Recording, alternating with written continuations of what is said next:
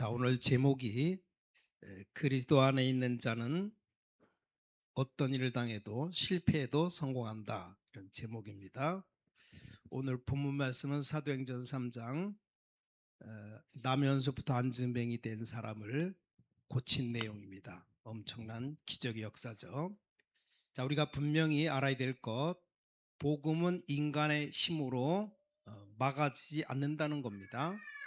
유대인들이 엄청 이 복음 막강했지만 초대교회가 유대인 다 이겼어요.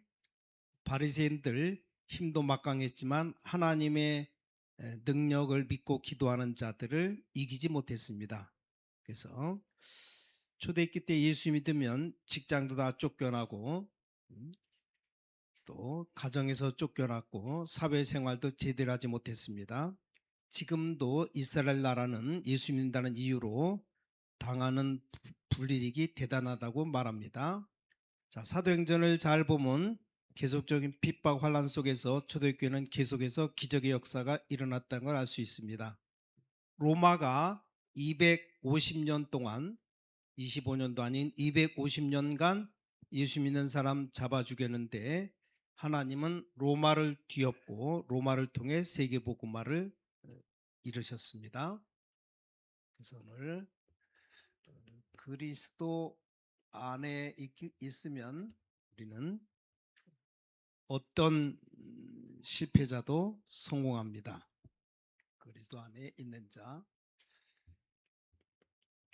예수 그리스도가 우리 안에 있을 때 우리는 문제와도 실패와도 성공합니다. 성공자로 살아갑니다.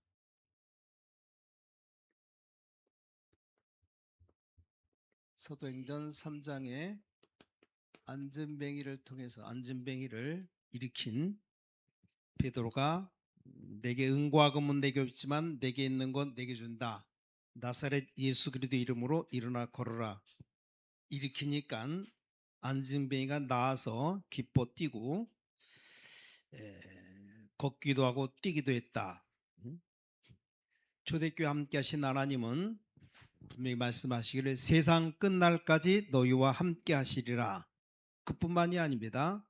승천하시면서 우리에게 더 정확하게 말씀하시기를 오직 성령이 너에게 임하시면 너희가 권능 받고 예루살렘 온 유대 사마리아 땅끝까지 이르러 내 증인되리라 그랬습니다.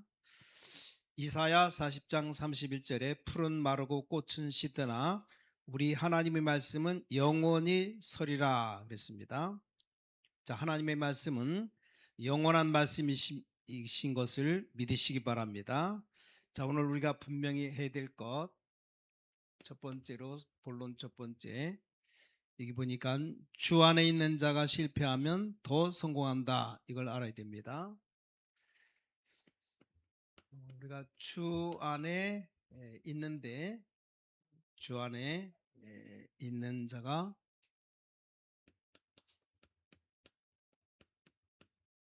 실패하면 더 성공한다. 그러니까 뭡니까? 우리는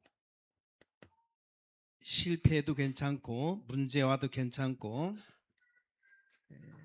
주님 밖에 있는 자는 다 얻어도 실패합니다. 반대죠. 주님 밖에 그리스도 밖에 있는 자는 모든 것 다 얻어도 실패합니다. 그래서 주님 안에 있는 능력을 알았던 바울은 감옥에서 고백합니다. 빌립보 4장 13절이죠. 내게 능력 주시는 자 안에서 내가 모든 것 할 수 있느니라. 바울은 고백할 때 주 안에서 이런 말을 많이 썼습니다. 주님 안에 있는 그 능력을 많이 말했습니다. 그리스도 예수 안에서 이 말을 자주 사용했습니다. 이유가 그리스도 안에 있는 이 축복이 너무나 중요하기 때문에 신앙생활에 늘 승리했던 믿음의 조상 아브라함이라든가 이스라엘 최고 유명한 다윗 왕, 이들이 아마 공통점으로 동일하게 고백했던 말들이 그리스도 안에 있는 자는 어려움이 와도 망하지 아니한다라는 고백이었을 겁니다. 그래서 우리는 현실만 바라보면 안 됩니다. 우리는 하나님의 능력을 바라보는 사람이 되어야 됩니다.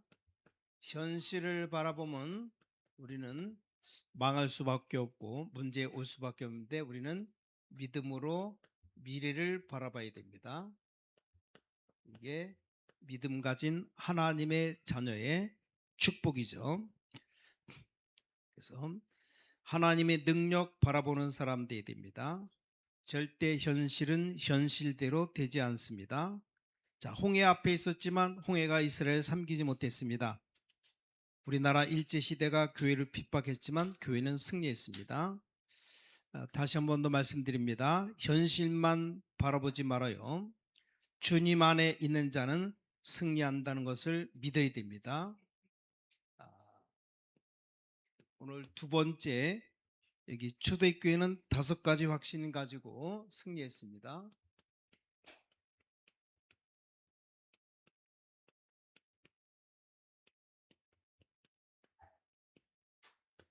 첫째, 이분들은 초대교회 성도들은 여기 우리가 믿는 예수가 그리스도다. 예수는 그리스도라는 확신 가지고 있었습니다. 예수가 그리스도, 이 그리스도는 우리 한국말로 직역하자면 우리 인생의 모든 문제 해결자, 그런 뜻입니다. 내 인생의 모든 문제, 하나님 떠난 문제, 죄 문제, 사단 문제, 이걸 해결하신 분이 예수 그리스도이십니다. 그래서 예수가 그리스도라는 확신을 가지고 두 번째는 그분이 부활하셨다. 부활하셔서 지금 살아서 우리와 함께 한다는 사실, 이걸 확신했습니다. 어떻게 우리와 함께 하시느냐? 우리와 함께해서 성령으로 역사하시는 하나님, 성령의 능력으로 함께 하시니까 우리 인간이 할 수 없는 문제, 기적, 역사가 일어나는 겁니다. 성령으로 역사하시고, 그래서 성령의 역사에서 뭘 하시냐? 세계 복음화를 하십니다. 우리를 통해서 세계 복음화를 이루시는 하나님, 그래서 마지막 이 땅에 재림주로 오실 주님이십니다. 이 5가지 확신, 이게 사도행전 1장의 내용입니다. 예수는 그리스도고 그분이 부활하셨고 성령으로 역사하시고 세계복음화 완성하시고 재림주로 오실 것이다. 초대교회는 이 5가지 확신 가지고 완전 승리했습니다. 어떤 어려움이 와도 능히 다 이겼던 겁니다. 자, 우리도 이 믿음과 확신으로 충만해야 됩니다. 그러면 우리도 주 안에서 성공하는 하나님의 자녀가 되는 겁니다. 자, 언약 잡은 사람이 가는 곳에 홍해가 막히면 하나님은 홍해를 가르십니다. 그게 출애굽기 역사죠. 자, 언약 잡은 사람이 가는데 요단강이 막히면 하나님은 요단을 가르십니다. 언약 잡은 사람의 길을 가는데 여리고가 막히면 하나님의 능력으로 여리고성을 다 무너뜨리는 겁니다. 자, 이런 믿음과 확신 가진 자는 이런 축복을 누리고, 이 확신을 가지지 못하면 우리는 누릴 수가 없습니다. 자, 오늘 세 번째, 초대교회는 기적이 계속 일어났어요. 기적. 하나님의 기적을 계속 체험했습니다. 왜 그렇습니까? 사도행전 1장 14절, 언약 붙잡고 계속 기도했기 때문에 언약 잡고 하는 기도 반드시 응답됩니다. 사도행전 2장의 1절부터 13절, 언약 붙잡고 계속 기도했더니 하나님은 그곳에 불같은 능력으로, 바람 같은 능력으로 성령의 역사가 일어났던 걸 볼 수 있습니다. 또 세 번째, 사도행전 2장 1절에서 14절에서 17절, 이 내용은 요엘서 2장 28절 성취를 말하고 있습니다. 그리스도시고 하나님의 영이시고 창조의 영이시기 때문에 예수 그리스도의 능력 막을 자가 없어요. 네 번째 사도행전 2장 42절부터 47절 사도의 가르침을 받아 기도했습니다. 그 기도가 다 응답되는 걸 볼 수 있습니다. 사도행전 3장 1절 제9시 기도 시간에 오늘 본문이죠. 베드로와 요한이 기도하러 가다가 안진뱅이를 일으킵니다. 여러분 한번 따라 하시기 바랍니다. 기도할 때 하나님은 기적을 베푸신다. 그러니까 여러분 기도하면 놀라운 기적 역사가 일어나는 겁니다. 특히 우리가 기도할 때 믿음의 기도, 믿음 가지고 기도하면 하나님은 반드시 역사를 일으키십니다. 그게 기적이죠. 하나님의 역사가 기적이에요. 자, 네 번째입니다. 초대교회는 전 지역에 말씀 운동 폈습니다. 자기들 사는 전 지역에 말씀 운동. 그래서 초대교회를 통해서 하나님은 세계 복음화를 이루신 겁니다. 사도행전 3장 4절에 보니까 우리를 보라. 안진뱅이를 향해서 우리를 보라. 언제 하나님의 기적이 일어나느냐? 상대방이 우리 말에 귀를 기울일 때 기적이 일어나는 겁니다. 사도행전 8장 4절에서 8절 사마리아 성에 그들이 빌립의 말을 듣고 일심으로 쫓을 때 기적이 일어납니다. 하나님의 말씀 믿고 따를 때 기적이 나타나는 겁니다. 사도행전 6장 7절에 이스라엘에 예수가 그리스도라는 사실을 증거할 때 예루살렘에 기적이 일어났습니다. 자, 그럼 우리에게는 언제 기적이 일어나는가? 우리가 말씀 운동, 이 그리스도 운동을 지속적으로 펼칠 때 하나님의 시간표에 의해서 기적이 일어나는 겁니다. 성전 비문에 앉아 있는 안진뱅이 전에도 그곳에 앉아 있었습니다. 그러나 오늘 일어난 것은 오늘 그리스도 이름이 증거될 때, 베드로를 통해서 그리스도가 처음 증거될 때 한 번도 나면서부터 걸어보지 못한 안진뱅이, 40년 동안 걸어보지 못한 안진뱅이가 일어난 겁니다. 자, 6월절 기적이 언제 일어났냐? 모세 혼자서 6월절 어린 양의 피를 바른 게 아닙니다. 전 이스라엘 백성이 집집마다 양의 피를 바르는 날 기적이 일어났어요. 자, 목사만 잘한다고 교회 기적이 일어나는 게 아닙니다. 전 교인들이 일심으로 주 예수 바라볼 때 우리 신광교회 기적이 일어나는 겁니다. 자, 사도행전 9장 1절에서 9절 아나니아가 다메섹에서 조용히 말씀 운동 펼칠 때 사울이 거기서 꺾임 받고 하나님의 자녀로 거듭나는 역사가 벌어진 거죠.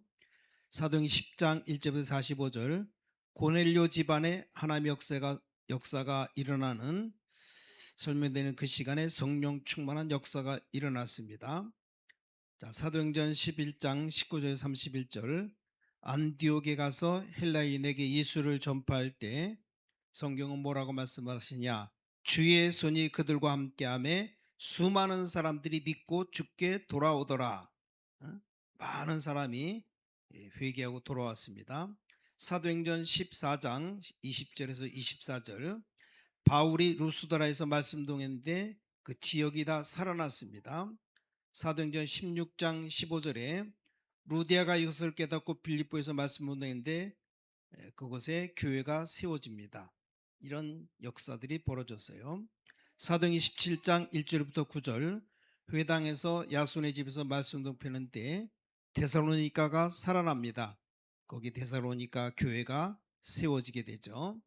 자, 역사적으로 쓰임받았던 인물들 다 이 말씀운동, 복음운동 했던 사람들입니다. 우리가 잘 아는 요한 칼빈이라든가 루터라든가 요한 웨슬레, 무디 같은 사람들. 자, 왜 우리가 말씀운동 해야 됩니까? 우리가 하지 않으면 우상이 온 이 땅을 다 장악하기 때문에 그렇습니다. 자, 이 세상이 이 땅이 우상화되면 반드시 저주 재앙이 임합니다. 그래서 하나님은 세계를 정복하라고 우리를 부르셨습니다. 자, 그럼 마지막으로 다섯 번째. 그럼 나는 왜 이렇게 되는가? 이유를 알아야 돼요. 왜 이렇게 되는가? 바람으로 자꾸 날아가네요. 응?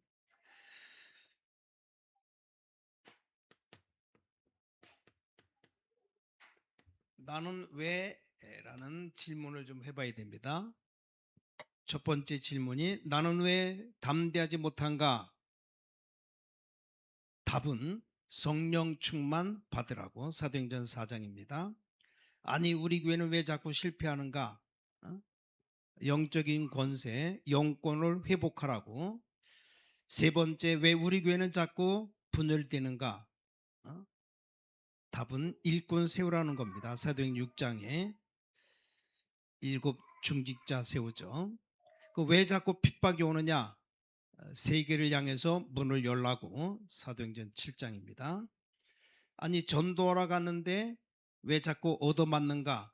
그게 지역 루스드라는 지역을 살리는 방법입니다. 아니 그 바울 팀이 여섯 번째 전도했는데 왜 감옥에 갔습니까? 감옥에 지키는 간수장들 공무원들 살리라고. 사도행전 16장이죠. 자, 왜 복음 전하는데 깡패들이 동원되었습니까? 마게돌냐 살리라고. 여덟 번째, 왜 아굴라 부부가 로마에서 쫓겨나는가? 고린도 지역을 살리라고. 아굴라 브리스길라 아굴라 부부가 고린도로 쫓겨와서 거기서 그 지역을 살렸죠. 왜 2년 동안 두라노에 있었는가? 핵심 요원을 키우라고. 답은 그겁니다. 자, 복음 전하는 시대적 전도자 바울이 로마 감옥에 왜 또 갔습니까? 그곳이 바로 세계복음화의 장소입니다. 그래서 바울이 로마 감옥에 갔는데 그 장소가 세계복음화 장소. 결론은 뭡니까? 결론, 주님 안에 있는 자는, 주 안에 있는 자는 어떻게 됩니까? 실패가 와도 성공합니다. 그렇기 때문에 아무것도 염려하지 말고 믿음을 회복하고 여러분 생각 바꿔야 됩니다.